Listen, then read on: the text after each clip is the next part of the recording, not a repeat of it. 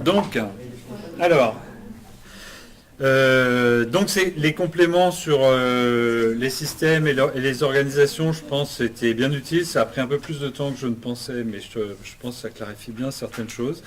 Et maintenant, on va s'attaquer à la question de la stratégie. Alors, c'est assez drôle parce que ça fait 30 ans que je travaille en recherche et en enseignement sur la stratégie en matière d'environnement. Et j'ai toujours éprouvé des difficultés étonnantes à trouver des moyens pour faire comprendre ce que c'est que la stratégie et quelle est l'importance de la stratégie. Par exemple, une de mes expériences déstabilisantes, ça a été lors d'un séminaire avec mes doctorants il y a une dizaine d'années. On était une quinzaine. Je leur avais fait lire des textes de stratégie, Clausewitz ou d'autres auteurs de stratèges. Sur tout le groupe, il n'y a qu'une personne qui a accroché à ces trucs-là et qui a vu le lien entre la pensée stratégique d'un Clausewitz, par exemple, et les questions environnementales. Pour les autres, c'était étanche. Pourtant, la dimension stratégique, elle est fondamentale dans l'environnement et pour moi, elle est une dimension clé. Et par ailleurs, je voyais bien que l'analyse stratégique de la gestion de l'environnement, elle suppose qu'on maîtrise des bases de l'analyse de système, de l'organisation et de la stratégie. C'est pour ça que j'ai réorganisé le module pour revenir sur les bases des systèmes, de l'organisation et de la stratégie. Mais comment exposer la stratégie Au bout de... Donc il y a 2 ans, j'en ai eu marre. Et qu'est-ce que j'ai fait? Je suis allé sur YouTube. Et donc j'ai tapé cours de stratégie. Je me suis dit, moi j'y arrive pas, peut-être que quelqu'un d'autre y arrive. Et donc j'ai trouvé effectivement une vidéo excellente d'une heure et demie à peu près par un consultant expert international qui s'appelle Richard Rummelt. Et j'ai écouté ça, je me suis dit, ben voilà un type qui sait expliquer ce que c'est que la stratégie. Parfait. Donc j'ai acheté son livre et du coup j'ai expérimenté la manière suivante de fonctionner, et c'est ce qu'on va faire encore cette année, comme l'an dernier. Je vais vous raconter les idées clés que Rummelt expose dans son approche. Ensuite, deuxième couche, je vais vous expliquer pourquoi je pense qu'elles sont importantes et qu'elles apportent des éclairages très utiles pour l'environnement. Troisième couche, on va discuter ensemble pour voir si vous captez et qu'est-ce que ça vous inspire, ces concepts de la stratégie. Donc le bouquin sur lequel je vais m'appuyer, c'est celui-là. Il s'appelle Good Strategy, Bad Strategy, The Difference and Why It Matters. Non. Pourquoi j'ai choisi cet auteur-là? D'abord parce qu'il y a des convergences très fortes entre ma compréhension de la stratégie et ce que lui expose. Je suis toujours étonné dans le lisant de voir à quel point, en venant de domaines d'application complètement différents, on arrive à des modes d'abstraction de la stratégie qui se retrouvent et qui mettent le focus sur les mêmes concepts et les mêmes aspects de la stratégie. Il y a un deuxième aspect qui sans doute explique l'intérêt de ce livre, c'est que la stratégie, elle est toujours très dépendante du domaine d'application. C'est-à-dire quand un général écrit un livre sur la stratégie militaire, c'est un mélange entre de la réflexion stratégique et de la réflexion militaire. Pour le lecteur non militaire, la part d'abstraction utile est difficile à extraire de la part proprement militaire. Même chose pour la stratégie d'entreprise. Un livre de stratégie d'entreprise, c'est un livre sur l'entreprise et en même temps une réflexion stratégique. Or, Rummelt, lui, ce qui est intéressant, c'est qu'il a travaillé à la fois sur les stratégies d'entreprise, en conseil avec des entreprises, sur des stratégies politiques, en conseil à des dirigeants, et sur les stratégies militaires, parce qu'en fait, la plupart des gens qui s'intéressent à la stratégie s'intéressent aussi à la stratégie militaire comme une sorte de modèle, si vous voulez, de modèle conceptuel. Et du coup, il a été amené à avoir un langage sur la stratégie, une manière de la concevoir plus ouverte et déjà relativement transversale. Et donc, Donc c'est lui que j'ai choisi comme référence sur la stratégie avec son fameux bouquin Good Strategy, Bad Strategy.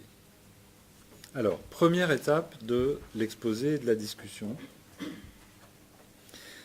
On va faire la même chose avec lui que j'ai fait avec vous hier sur l'environnement. Qu'est-ce que c'est la mauvaise stratégie?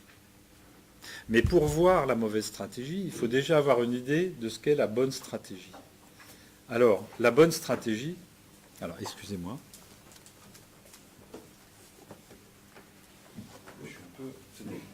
C'est les diapos. Je me disais bien qu'il y avait un truc qui n'allait pas. On va prendre 2 minutes.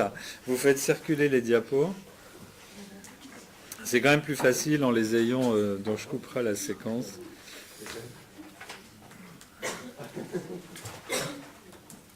Bon. Vous voyez, l'organisation pratique, j'aurais dû donner un demi-paquet à chaque extrémité. Continuez, et puis moi je vais aller donner l'autre à votre bout, ça va aller plus vite. C'est bon. Alors, hop.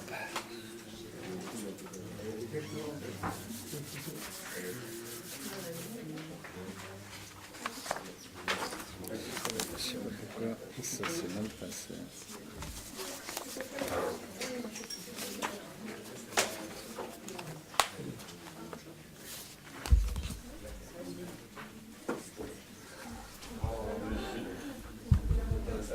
Il vous en manque un? Non.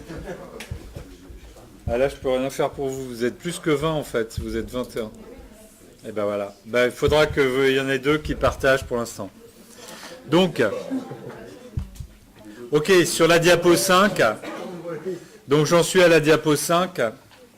Et donc je vais, pour avoir cette vision de ce qu'est la mauvaise stratégie, il faut avoir quand même une idée de ce qu'est la bonne stratégie. Et Rummelt nous dit, le noyau de la stratégie, c'est un diagnostic du défi principal à résoudre pour l'organisation. Deuxièmement, une politique pour guider et focaliser l'action pour résoudre le défi principal. On pourrait dire une théorie d'action. Rummelt, lui, il appelle ça a guiding policy. Et puis, troisième élément, c'est un premier jeu d'actions cohérentes entre elles qui convergent vers la résolution du problème principal. Pour Rummelt, souvent ce que les gens appellent stratégie, c'est la guiding policy, c'est-à-dire ma stratégie, ça va être de faire ça. Mais ce qu'il dit, c'est que cette manière de poser les choses débouche très souvent sur des réflexions à côté de la plaque ou à côté du problème, parce qu'en fait, une stratégie, c'est à la fois, c'est pas juste une manière d'agir ou une politique générale, c'est l'explicitation du défi principal, la politique directrice et un jeu d'action. S'il n'y a pas le jeu d'action, on est dans un discours à portée générale, on n'a aucune base pour dire qu'on va pouvoir embrayer sur l'action et sur l'application. Donc pour lui, le noyau de la stratégie, c'est ça. Je vous donne tout de suite une connexion avec les thèmes d'environnement qu'on a vus hier. Quand on parle de la rade de Brest et de ses problèmes d'environnement et de la gestion intégrée, le défi principal, c'est la pollution d'origine agricole, parce que c'est le problème le plus grave parmi ceux qu'on n'arrive pas à régler. Et donc, une vision stratégique sur rade de Brest, c'est est-ce que l'action conduite permet de s'adresser au défi principal? C'est ça, cette notion de défi principal. C'est pas de dire qu'est-ce qui se passe, qui a envie de discuter, etc. C'est quel est le défi principal. Ensuite, un point clé, c'est que la stratégie, par définition, elle porte toujours sur le comment. La question, c'est comment on peut agir pour atteindre un but. Elle ne porte pas sur les principes ou des choses de ce genre-là. La stratégie, c'est la réflexion qui débouche sur une manière de résoudre le défi principal. Et le dernier point du noyau de la stratégie pour Rummelt, c'est que la stratégie, elle repose sur le fait de dire non à un certain nombre d'acteurs. Si vous ne savez pas dire non, il n'y a pas de stratégie. Donc la stratégie, elle consiste pas seulement à choisir une guiding policy, elle consiste aussi à dire non à d'autres choses en disant non, on ne fera pas ça, ou bien non, on ne fera pas comme ça. Donc, pour l'instant, j'en reste là sur la bonne stratégie. C'est juste ce qui est nécessaire pour mettre en relief, par contraste, ce qui constitue la mauvaise stratégie. Alors, c'est quoi les mauvaises stratégies pour Rumelt? Première forme de mauvaise stratégie, c'est des gens qui vous présentent comme une stratégie l'affirmation volontariste d'objectifs ambitieux sur les résultats. Par exemple, quelqu'un qui vous dit « Ah, moi j'ai vraiment une stratégie, en 2030, il n'y aura plus de voitures à essence dans Paris. » Voilà. On a affirmation volontariste de résultats. Est-ce que c'est une stratégie? Non, ce n'est pas une stratégie. Pardon? C'est un but. Voilà, c'est une stratégie parce que c'est une affirmation de but, mais ça ne dit rien sur le comment. Donc ce n'est pas une stratégie. Alors, pour rester dans le... Comment dire? Ça ne veut pas dire que ce soit mal joué de la part de la maire de Paris de mettre sur la table qu'elle veut plus de voitures à essence dans Paris à horizon 2030. Simplement, c'est un coup politique, c'est une pression sur l'opinion. Ça peut être un élément d'une stratégie cachée, par exemple pour essayer de dissuader les gens d'investir dans des voitures. Mais donc ça ne veut pas dire qu'il n'y a pas une dimension stratégique dans cette affirmation politique, mais elle ne constitue pas en elle-même une stratégie. Or, très souvent, vous allez voir des gens qui vous présentent comme stratégie l'affichage d'objectifs ambitieux. Notre stratégie, c'est de devenir la plus grosse association de défense de l'environnement, par exemple. Voilà. Donc Rumelt nous dit, oui, ça est souvent présenté comme une stratégie, ce n'est pas une stratégie. C'est un affichage d'objectifs. Deuxième type de mauvaise stratégie, c'est l'affirmation d'une très forte détermination, d'une foi qui est supposée déplacer les montagnes. Donc, souvent, on vous présente comme stratégie quelque chose qui est de l'ordre d'une vision, hein, d'un idéal, d'une adhésion, d'un enthousiasme.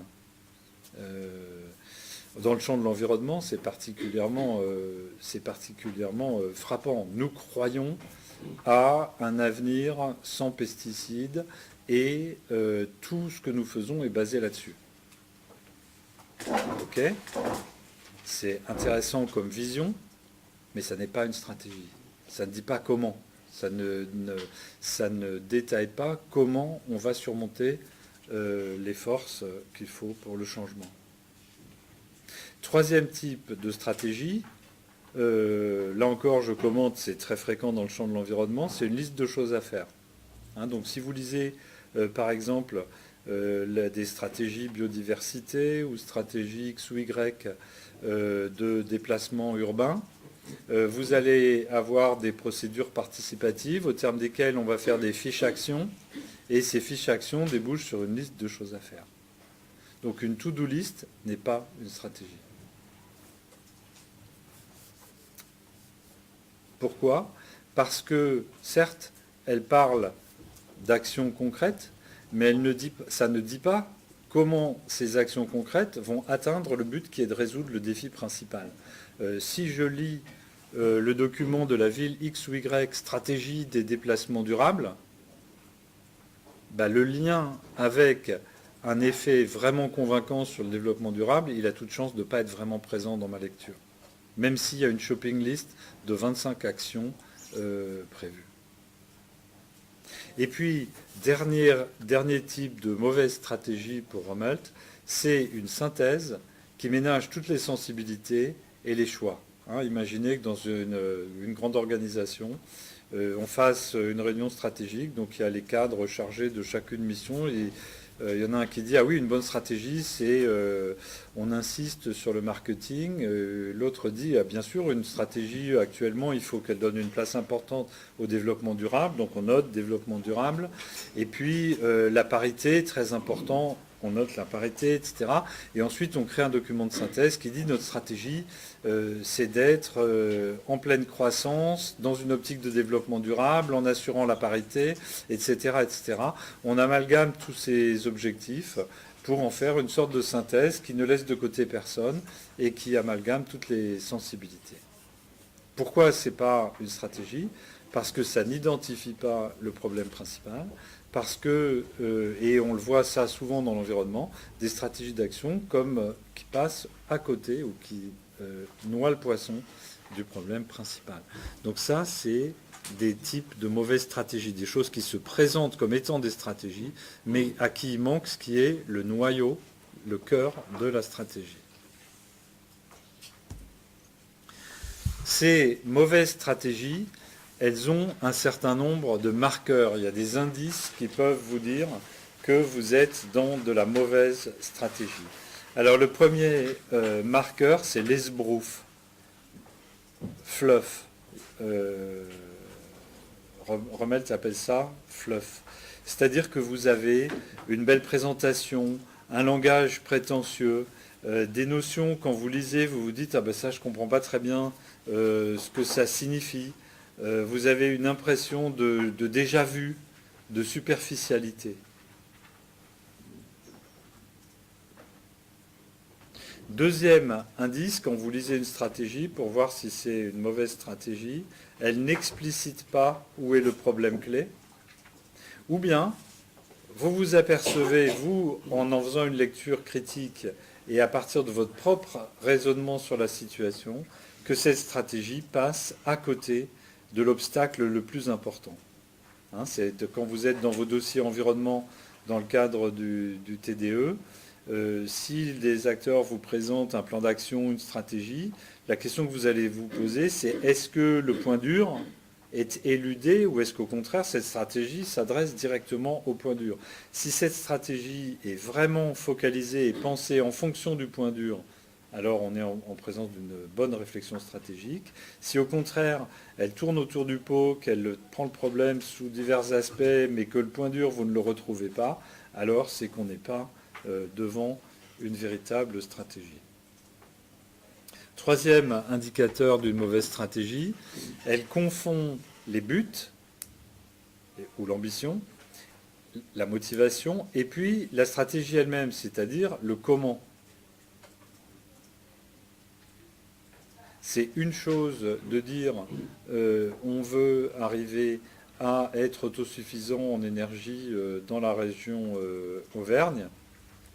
C'est autre chose de dire comment on va faire et comment on va résoudre les points durs pour se devenir autonome. Autre caractéristique très fréquente, une mauvaise stratégie fixe souvent des buts qui sont inappropriés, c'est-à-dire qui sont impossibles à atteindre, ou bien qui sont dispersés, qui ne sont pas cohérents, qui sont trop hétérogènes, ou bien qui n'ont rien à voir avec le défi principal de la situation. Et une remarque, il termine par une remarque que je trouve très, très chouette, c'est que la lecture de documents de ce genre suscite un sentiment d'ennui et de contrariété. Sa formule, c'est dull annoyance. C'est-à-dire que vous ne savez pas bien pourquoi, mais confusément, ça vous énerve de lire des documents comme ça. Et je ne sais pas si vous avez déjà éprouvé ça, hein, des grandes ambitions, des plans d'action, des machins. Vous lisez ça, puis vous sentez qu'il y a un truc qui ne va pas, quoi. Et donc, lui, il dit, faites confiance à cette intuition. Ce qui ne va pas, en fait, c'est simplement que le problème principal n'est ni identifié, ni traité, et qu'on ne vous dit pas comment on va faire. Donc, avec ces indications-là, on devient un lecteur plus lucide de ces stratégies. Et je me rappelle quand Raphaël Bié faisait sa thèse sur la gestion intégrée du littoral, il avait lu plus de 100 volumes de guidelines, donc de lignes directrices sur la gestion intégrée du littoral, et c'était une forme d'épreuve insupportable, si vous laissez des documents dont l'ennui, la banalité, le caractère répétitif, les ambitions affichées, l'irréalisme, etc., suscitent chez le lecteur quelque chose de très spécifique et de très désagréable. Donc j'aime bien cette suggestion de Rommel, cette impression d'ennui, de trucs, etc. Soyez-y attentifs parce que c'est le début d'une bonne lecture critique des mauvaises stratégies. Dull annoyance. Pourquoi? Alors à partir du moment où, pourquoi autant d'entreprises, autant d'organisations, autant de services publics, autant d'ONG prennent la peine de faire le travail énorme que ça suppose d'écrire une mauvaise stratégie? Avec des consultants, avec des réunions participatives, des réunions de direction, on écrit les trucs, on imprime ça, enfin bref. Quelles sont les causes? Pourquoi on a des mauvaises stratégies? La première, c'est l'inertie. Une organisation a tendance à prolonger son modus operandi, sa structure et son fonctionnement. C'est logique, hein. Et vous-même, moi-même, je ne fais pas exception. Moi, dans le cadre de l'organisation, j'ai envie l'année prochaine de continuer ce qui me convient dans mon activité. Donc, la remise en question de ça, par exemple en disant oui, vous faites ça, ça vous plaît, c'est ça qui justifie votre poste, mais c'est plus ça qu'il faudrait faire, bah, je résiste. Hein, okay, donc il y a l'inertie. Une organisation, elle continue les pratiques antérieures et puis les pratiques qui conviennent à ses membres. Plus que l'inertie encore, au-delà de l'inertie, se rajoute l'entropie. C'est-à-dire que non seulement l'organisation a tendance à continuer ce qu'elle fait d'une année à l'autre, mais en plus, il y a des forces d'entropie, c'est-à-dire qu'elle a tendance à diversifier ses activités et à les éparpiller. Et, par exemple, on va dire, ah, mais il nous manque quelqu'un qui s'occupe du recyclage du papier. Ah, bon, ben on va prendre une stagiaire sur le recyclage du papier. Ok, elle fait un stage sur le recyclage du papier. Mais si on veut continuer, il faudrait créer finalement un poste permanent. Hop, on crée un poste permanent sur le recyclage du papier.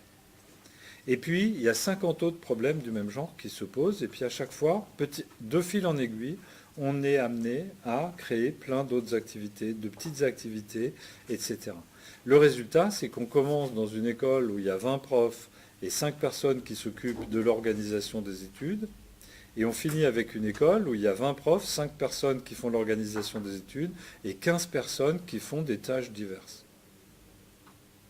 Donc il y a une défocalisation, il y a une entropie progressive. Parallèlement à ça, il y a l'apparition de niches, d'oisiveté et d'inefficacité. C'est-à-dire que la personne qui a été embauchée pour mettre en place le recyclage du papier, puis l'économie d'énergie, tout ça, ce n'est pas des choses inutiles. Hein. On ne dit pas que ça ne rime à rien. Cette personne, au bout d'un moment, elle a fait les quelques dossiers vraiment utiles et urgents de développement durable. Il y a moins de missions, on garde le poste. Et puis là, il y a, ça ne sert pas à grand-chose, mais on conserve par inertie. Donc, dispersion, niche d'inefficacité, ça fait des forces d'entropie qui rendent l'organisation de moins en moins efficace.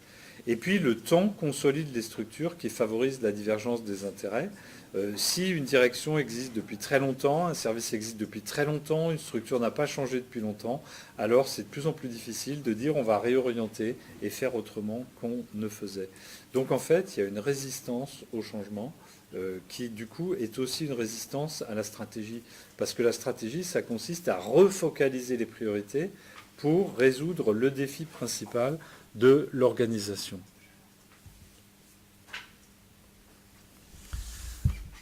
Autre cause de la mauvaise stratégie, c'est le refus de choisir, l'incapacité à choisir, l'incapacité à dire non. Dans le livre de Rummelt, il y a un exemple tout à fait excellent. Vous connaissez tous Intel, qui fabrique des processeurs d'ordinateurs. Okay, mais au début des années 2000, Intel n'était pas était avant tout le leader des mémoires vives d'ordinateurs. Et c'est comme ça que la société s'était construite et avait acquis une place importante dans le monde de l'informatique. Mais au fil des années 90, les Japonais ont investi dans la fabrication des mémoires vives d'ordinateurs, et Intel était incapable d'être concurrentiel sur ces mémoires vives d'ordinateurs. Mais comme c'était l'identité historique de la société, qui avait des dizaines ou des centaines d'ingénieurs spécialistes des mémoires vives d'ordinateurs, que tout était organisé en fonction de ça, bah, bon gré mal gré, Intel continuait à avoir une énorme activité de fabrication de mémoires vives, alors même qu'il perdait de l'argent sur les mémoires vives et qui n'apportait rien à la société sur les mémoires vives, puisque les Japonais fabriquaient des mémoires vives aussi bonnes et moins chères. Et donc les dirigeants d'Intel, au début des années 2000, discutent, c'était le PDG et puis le directeur général, discutent, et à la fin, il y en a un des deux qui dit, voilà, écoute, imagine que le conseil d'administration, voyant qu'on n'arrive pas à surmonter l'inertie de l'organisation et à fermer l'activité mémoire vive de la boîte, nous vire. Il nous fait sauter. Et il fait rentrer un nouveau PDG. Qu'est-ce que ferait ce nouveau PDG devant le diagnostic à plat des défis auxquels doit faire face l'entreprise? Il dirait, ben voilà, il y a l'activité mémoire vive, c'est une partie importante de l'activité. Il y a des résistances internes très fortes à cause de l'histoire de la boîte, mais mon job, c'est de fermer cette activité. Et d'investir les forces de la boîte dans autre chose qui, lui, est utile et apporte une vraie contribution et donc aussi une vraie valeur. Et donc les deux dirigeants disent, mais en fait, on n'a qu'à faire la même chose, c'est-à-dire qu'on va sortir tous les deux du bureau, et on va re-rentrer dans le bureau comme rentrerait un nouveau PDG, et on va faire le job qu'il y a à faire au vu du diagnostic de la situation. Donc voilà comment Rommelt nous illustre cette question. Quand on est englué dans le fonctionnement de l'organisation, on a une difficulté à répondre, à identifier vraiment et à répondre vraiment aux défis. On est pris dans l'inertie de l'organisation, et ce raisonnement-là montre par l'absurde qu'on est englué, et qu'en fait, si quelqu'un d'autre arrivait et avait le même problème, qui lui ne soit pas englué dans l'inertie de l'organisation, comment il réglerait le problème. Une deuxième cause tout à fait différente, c'est l'utilisation de formules types. Alors, dans le contexte de management où écrivait à ce moment-là Rummelt, c'était par exemple des théories du leadership qui disent ce qui est important, c'est la vision ou la mobilisation. Mais en fait, on peut généraliser ça à n'importe quelle formule toute faite sur la bonne stratégie. Si vous êtes dans l'idée que la bonne stratégie, c'est de mettre tout le monde autour de la table, à chaque situation, vous allez dire, voilà, la bonne stratégie, c'est de mettre tout le monde autour de la table. Ou bien, si vous pensez dans le monde industriel que la bonne stratégie, c'est de baisser les coûts de fabrication, et que c'est un a priori, vous allez dire, OK, comment on fait pour baisser les coûts de fabrication? Donc, cause majeure de la mauvaise stratégie, les idées toutes faites sur ce qui constitue la bonne action. Alors, dans le champ de l'environnement, c'est extrêmement répandu, puisqu'il y a une sorte d'état de l'art qui fait qu'à un moment donné, les professionnels, ils échangent tous entre eux, ils ont des idées stéréotypées, il y a un discours qui circule, la bonne stratégie, voilà comment ça se fait, et hop, on va faire ça. La troisième cause de la mauvaise stratégie, c'est la méthode Coué, on dirait en français, c'est-à-dire la croyance dans le fait que si on changeait nos idées et nos conceptions, alors la pratique changerait toute seule et que du coup les problèmes seraient résolus.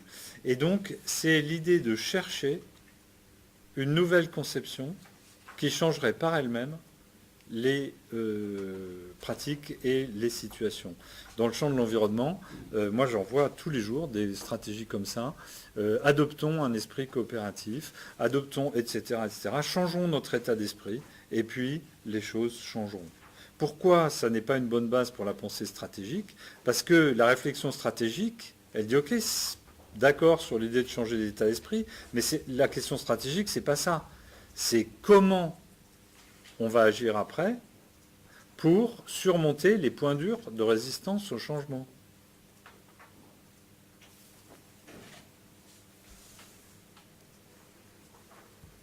Donc voilà, ça c'est première étape d'exposer de la pensée de Rummel. Donc j'ai essayé de vous montrer quelques analogies avec le champ de l'environnement et j'aimerais qu'on ait un premier round de discussion sur cette base-là, sur ces mauvaises stratégies. Est-ce que vous en voyez dans le champ de l'environnement? Est-ce que vous avez eu dans le cadre de vos enquêtes de terrain cette impression d'énervement confus devant des documents à la noix, etc. Donc je vous propose qu'on ait une première discussion, si quelqu'un peut faire bouger le micro.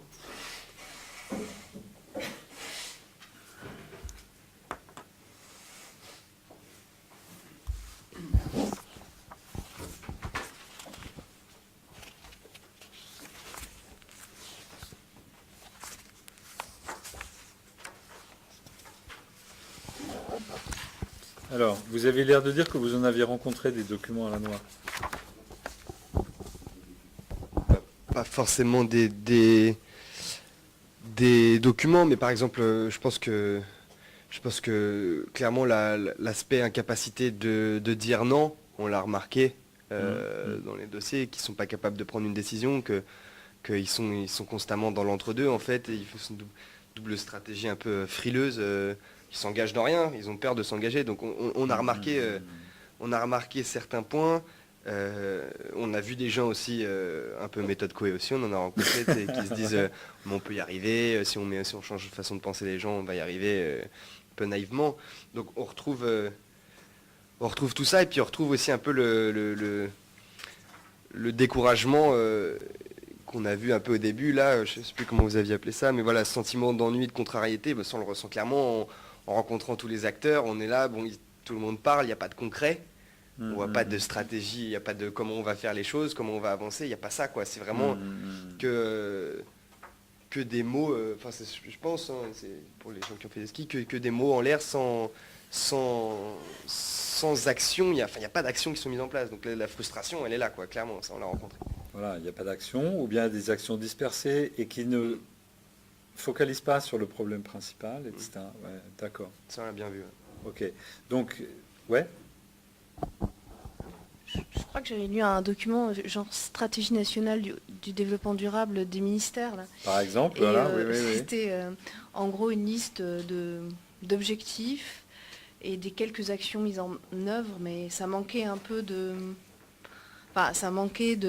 fil conducteur. Enfin, on sent que c'est une sorte de liste de toutes les pratiques qui ont été mises en œuvre dans les différents ministères, sans trop fil conducteur ou de réels objectifs très clairs, quoi. Tout à fait. Et vous, cette lecture, elle vous a inspiré quoi? Ben ouais, de l'ennui, effectivement. Enfin, c'est pas très intéressant au final, quoi. On sent pas. Enfin, ça fait un peu du style recyclage des papiers dans tel ministère. Enfin, en fait, il y a des actions, mais. Non, mais je vois c'est très bien, peu, oui, c'est sûr. C'est un peu creux, quoi, en fait. Ouais. Oui. Voilà. Et aussi, moi, ça me fait penser on travaille sur le gaspillage alimentaire. Sur le plan de la ville de Paris, ils ont fait un plan avec 13 actions contre le gaspillage alimentaire dans Paris. Mais voilà, c'est une liste de choses à faire. Et moi, c'est derrière comment on fait, en fait. C'est juste ça. Voilà, alors donc là, le déficit est ailleurs, c'est-à-dire, dans le noyau de la stratégie de Rummelt, c'est d'une part une vision claire qui focalise sur le défi au lieu de disperser, et d'autre part des actions concrètes, parce que même si on a, sur le gaspillage alimentaire, le défi, il est bien identifié, hein, on a les listes d'actions, mais si on ne sait pas comment on va les mettre en œuvre pour qu'il se passe quelque chose, là aussi, on a cette impression de dire, mais qu'est-ce que c'est que ce truc ? Oui, c'est comme l'histoire du glyphosate où ils veulent l'interdire dans les jardins privés mais pas pour l'agriculture, ou alors le tributylétain où ils veulent l'interdire pour les bateaux de plaisance mais pas pour... Voilà, c'est-à-dire la qu'on a flotte, des actions mais qui ne sont pas focalisées Voilà. sur le défi principal ou à la hauteur du défi principal. Ou dans notre projet aussi à Clermont sur le terrain où nous on est sur un projet un peu fourre-tout et plein de volonté et consensuel, mais finalement... on voit que dans le détail, il y a des choses incompatibles ou c'est une liste de choses, mais qui sont... C'est un patchwork, mais qui n'a pas de lien principal. Il y en a un dans la volonté, mais qui, sur le terrain, c'est juste institutionnel, quoi. C'est pas du tout dans l'organisation, ça c'est difficilement Ouais. réaliste. Donc là, on est dans le cas de figure du pot pourri dans lequel on a mis un peu de tout pour que tout le monde s'y retrouve dans la stratégie, que personne n'ait le sentiment d'être oublié, et puis on va pouvoir faire fonctionner ça. Effectivement, il y a...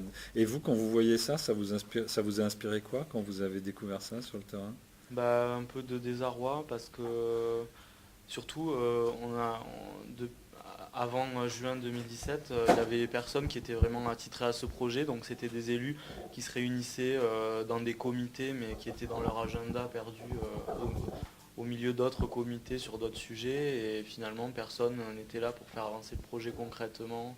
Il n'y avait pas de communication, il y avait juste des idées, de l'idéologie. De l'utopie quoi. Et là du coup ils ont embauché quelqu'un pour ça mais qui se retrouve face à tous ces beaux projets et qui doit être un peu la charnière entre ces belles idéologies et ce fourre-tout et puis le réel.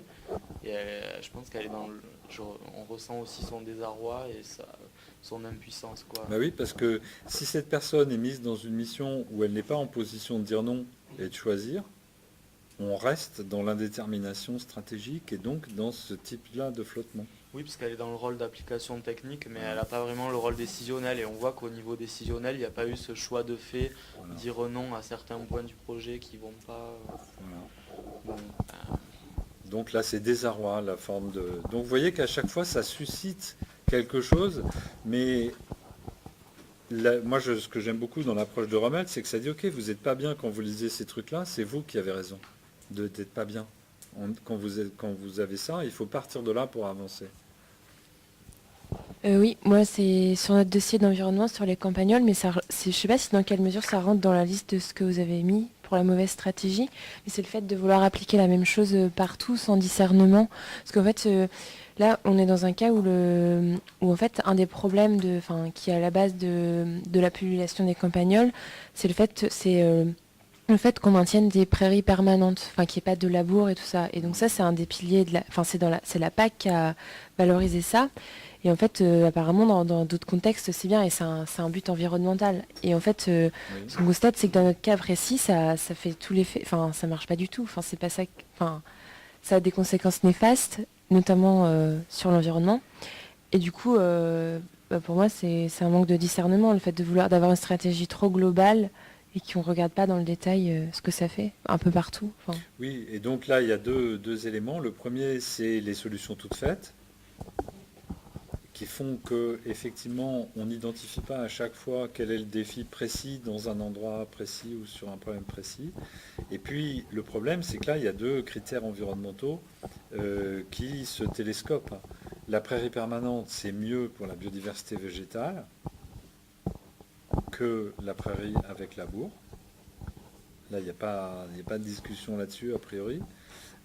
Par contre, effectivement, si la prairie permanente favorise la population du campagnol, la prairie permanente est moins bien du point de vue du campagnol, de l'impact du campagnol. Et donc là, on se retrouve avec un problème de choix non réglé, en fait.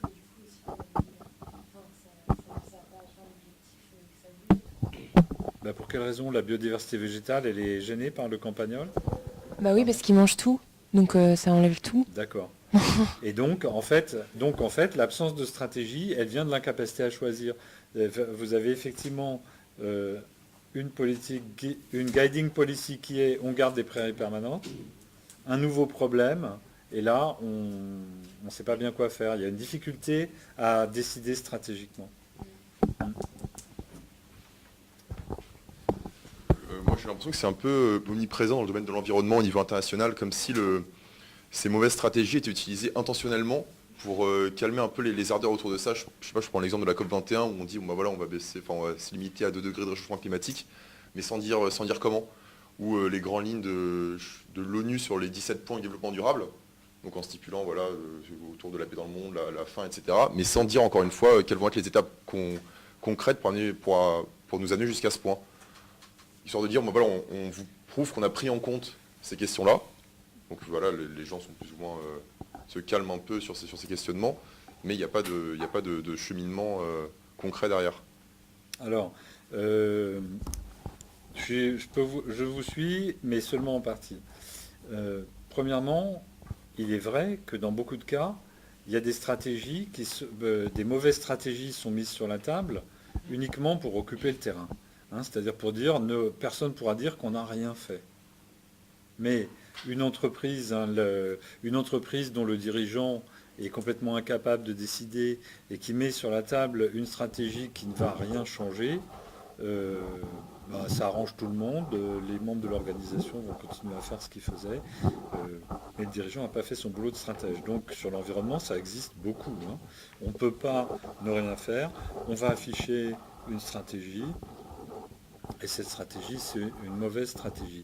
Alors, ceci dit, il ne faut pas jeter le bébé avec l'eau du bain, en ce sens qu'il y a beaucoup de situations dans lesquelles le défi principal est bien identifié et dans lesquelles on est en mesure de mettre en avant un premier jeu d'action sans pour autant être capable de dire comment on va aller jusqu'au bout du chemin. Et je pense que les exemples que vous avez donnés, notamment sur le changement climatique, relèvent plutôt de ce cas de figure-là. C'est-à-dire, la Convention, elle dit le défi principal, il est quand même très bien identifié. Il y a un jeu d'actions qui peuvent améliorer la situation. C'est vrai qu'en revanche, on n'est pas capable de dire comment on fera les étapes jusqu'au bout pour aller au bout du résultat. Mais ça me paraît très difficile de défendre l'idée qu'aucune action significative ne résulte de la COP. Vous voyez ce que je veux dire? Donc, le point de différenciation, il est là. Est-ce que ça embraye sur de l'action? Mais on y reviendra après plus en détail. Hein. Même si cette action ne dit pas dès le départ comment elle va arriver jusqu'au bout. Et puis, est-ce qu'il y a une identification et une discussion frontale du défi principal, c'est-à-dire de ce qu'il faut faire changer, en l'occurrence les émissions de CO2. Hein, donc, à chaque fois, il y a une dimension de jugement sur qu'est-ce qui est une bonne ou une mauvaise stratégie. Est-ce que ces engagements internationaux vont changer certaines pratiques? Si oui, ça se discute. Si la réponse c'est non, ça va changer aucune pratique, alors là oui, c'est de la fausse stratégie.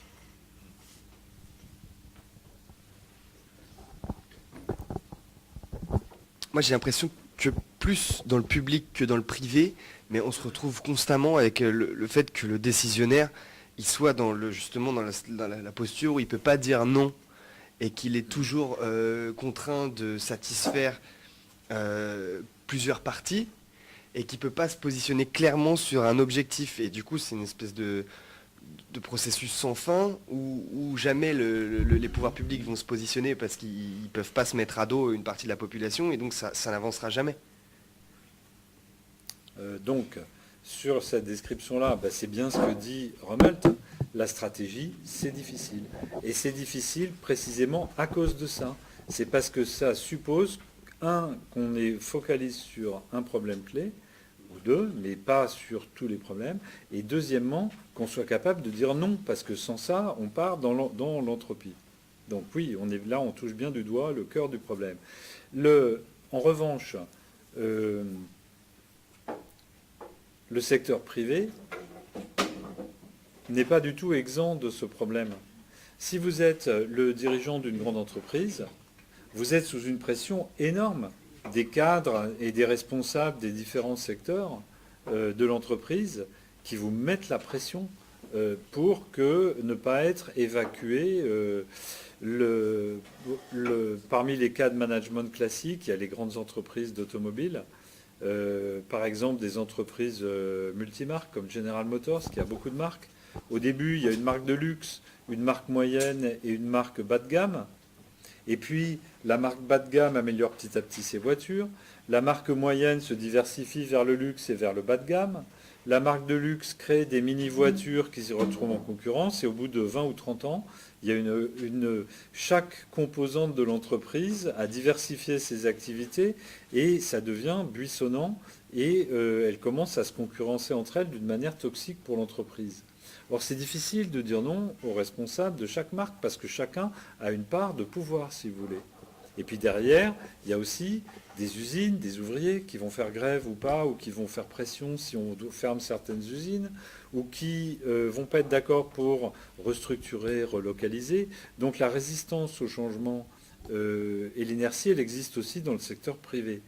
Elle s'étale un peu moins au grand jour, mais elle n'en est pas moins le défi principal que la stratégie a à surmonter.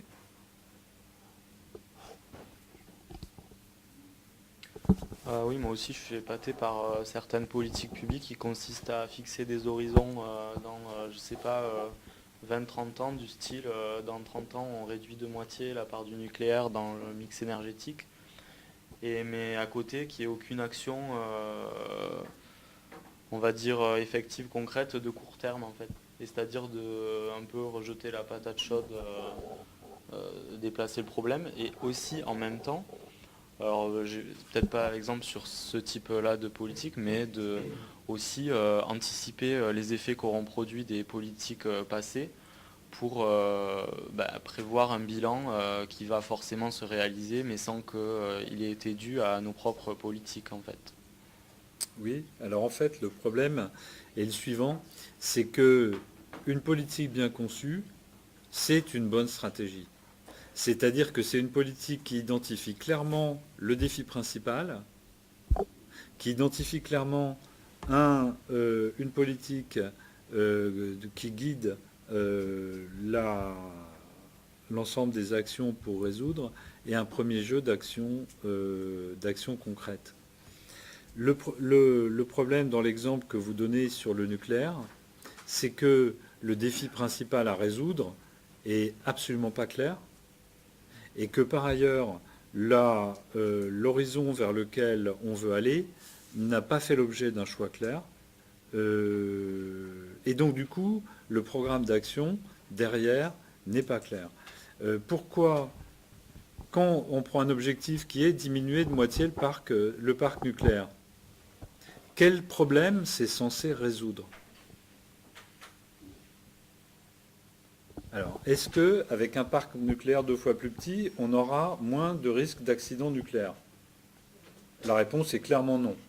Parce que le facteur principal de risque posé par le nucléaire, c'est le niveau de compétence technique de l'organisme qui gère les centrales nucléaires.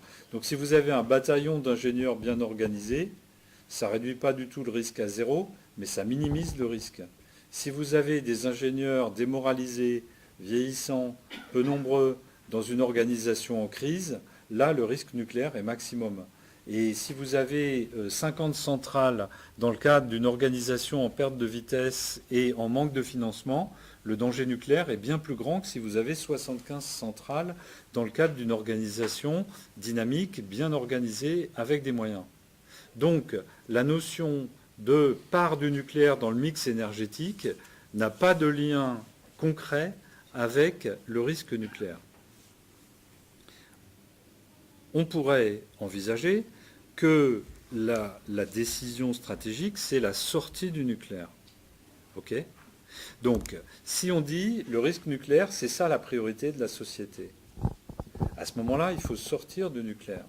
Mais dans ce cas-là, il faut qu'on soit en mesure de dire de quelle manière le fait de diminuer la part du nucléaire dans le mix crée une situation qui va permettre de sortir du nucléaire. Et par ailleurs, on est dans un raisonnement... Donc là, on ne peut pas dire qu'il y ait un accord au niveau national pour sortir du nucléaire. Il n'y a pas eu de référendum là-dessus, il n'y a pas eu de parti au gouvernement avec une majorité qui ait fait voter par le Parlement une sortie du nucléaire. Donc, si vous voulez, l'objectif, le défi à résoudre n'est pas clair. Comment est posé l'objectif? Il est en lui-même simplement l'expression d'un compromis. Il y a des gens qui veulent sortir du nucléaire, il y a des gens qui ne veulent pas sortir du nucléaire. Le compromis, qui est un compromis d'affichage politique, c'est diminuer la part du nucléaire dans le mix énergétique. Donc, du coup, ça explique, par ailleurs, derrière ça, pour sortir du nucléaire, il faut expliquer comment on va résoudre les problèmes organisationnels. Je ne sais pas si vous avez suivi Je crois que c'est au moment de la présidence c'est au premier tour des présidentielles. Le débat, il y a eu un débat entre Macron et un autre candidat. Et diminuer la part du nucléaire, ça suppose qu'on soit capable d'expliquer qu'est-ce qu'on va proposer aux 20 000 salariés actuels du nucléaire. Dire ça, c'est pas dire qu'il ne faut pas le faire. C'est dire que si on veut le faire, alors il faut avoir une stratégie de négociation organisationnelle avec le secteur économique et social du nucléaire. Or ça, pour l'instant, on ne l'a pas. Et donc, quand on dit qu'il faut fermer une centrale, ça veut dire, ou 2 centrales, ou 5 centrales, ou 10 centrales, tant que c'est qu'un objectif pour satisfaire un compromis sur le chiffre, en disant oui, 50%, c'est pas étonnant qu'on n'arrive pas à embrayer sur l'action. Pour embrayer sur l'action, il faudrait pouvoir dire, notre but c'est de fermer 10 centrales, voilà les raisons pour lesquelles on pense que c'est la bonne chose à faire, et puis voilà en termes d'organisation, comment on va redéployer les personnels des centrales. On a discuté avec les syndicats pour une reconversion pour l'énergie solaire ou pour d'autres choses de ce genre-là. C'est-à-dire qu'on pose des volontés, mais on n'est pas allé suffisamment loin ni dans le pourquoi, ni dans le comment, pour que ça débouche sur une vraie stratégie. Et donc c'est une sorte de compromis politique dans l'affichage des objectifs de long terme, mais ce n'est pas une vraie stratégie. Mais en apparence, du coup, on doit être capable de savoir si telle action qui n'a pas l'air très stratégique s'inscrit au sein d'une stratégie plus globale, peut-être a posteriori, ou si c'est juste une action pour repousser la résolution du problème à plus tard, en fait, puisque c'est comme l'annonce des plus de voitures diesel en 2030 à Paris. On ne sait pas si c'est une stratégie pour faire baisser l'investissement des gens ou si c'est un effet d'annonce pour plaire aux gens qui sont contre la voiture. Oui, c'est assez flou, c'est-à-dire c'est un coup que ce soit un coup dans un jeu stratégique, c'est clair, mais ça ne constitue pas en soi une stratégie. Alors pour continuer sur l'histoire du mix énergétique, en revanche, le développement du renouvelable, c'est pour illustrer la question qu'on n'est pas obligé de voir jusqu'au bout. Le développement du renouvelable, il a des objectifs qui sont simplement de la forme suivante. On ne sait pas vers quelle politique générale énergétique on voudra s'orienter en 2030. Mais ce qu'on sait, c'est que si on n'a pas une base suffisante technique, économique sur les énergies renouvelables, alors on n'aura pas d'option.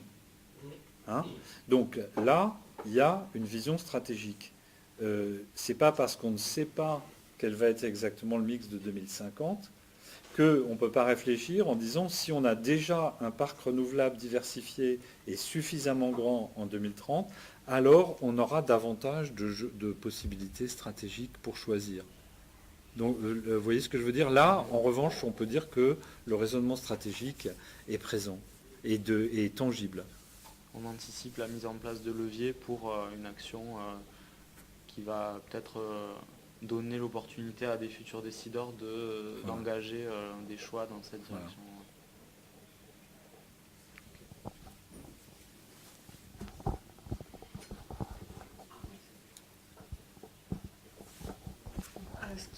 Ce qui me frappe aussi beaucoup, c'est le décalage entre les indicateurs de résultats qui sont demandés au niveau des politiques publiques et les axes stratégiques des politiques publiques. Par exemple, effectivement, on demande aux services publics comme aux entreprises publiques de nous orienter vers du moins de voitures, c'est logique. Mais les indicateurs restent sur le nombre de voitures uniquement. Donc, évidemment, quand on a à répondre par rapport à nos atteintes d'objectifs au niveau des indicateurs et que l'on a uniquement des indicateurs du passé, on est très mal à l'aise. Idem pour notre transition énergétique. On nous demande des chiffres de consommation. Et donc, quand on a des organismes qui sont au solaire ou en géothermie, il y a une énorme frustration. On est à côté, en fait. On est sur des indicateurs anciens de pilotage, quelque part, qui sapent la dynamique qu'il peut y avoir. Donc là, on sort un peu du domaine de la stratégie, on entre dans un autre domaine de la gestion qui est le poids des outils de gestion. En revanche, ça me permet de souligner ce que je disais ce matin sur l'importance de l'organisation. Le choix des indicateurs, c'est typiquement la dimension organisationnelle. Ce n'est pas les règles institutionnelles. Mais donc le choix des indicateurs va avoir un poids énorme sur les comportements réels et il peut s'avérer complètement antagoniste aux objectifs qu'on a institués et pour lesquels on a fait les règles, dans le cadre desquelles on opère. Donc voilà, les indicateurs, ça va être ça, les fameuses normes organisationnelles. Et effectivement, elles ont un poids énorme sur les comportements réels et la performance des organisations. D'autres remarques sur les mauvaises stratégies. Moi, je suis quand même frappé de voir que les éléments généraux de Rommelt, ils sont vraiment utiles pour éclairer notre réflexion dans le champ de l'environnement. Tous ces critères, enfin toutes ces notions qu'il avance, ces types de mauvaises stratégies et tout, on les retrouve effectivement dans notre domaine. Et on se dit, voilà, là, il y a toutes sortes de mauvaises... de ce qu'il appelle des mauvaises stratégies. Quand on voit la couverture du livre, vous voyez noir et blanc, la formulation volontairement simpliste du titre, Good Strategy, Bad Strategy, on se dit, oh là là, dis donc, son truc, ça ne va pas être bien subtil. En fait, dans la pensée gestionnaire, ou du moins chez certains auteurs de la pensée gestionnaire, il y a un choix délibéré d'un style simple, et provocateur, et moi ça me plaît, je pense que c'est très important, parce que ça aide à abstraire, ça aide à dégonfler les baudruches qui nous entourent et qui sont justement ce qui nous crée cette complexité, ce baratin, ces trucs dans lesquels on s'en mêle. Et à un moment donné, des concepts qui dégonflent les baudruches, qui disent le roi est nu, finalement sont extrêmement utiles.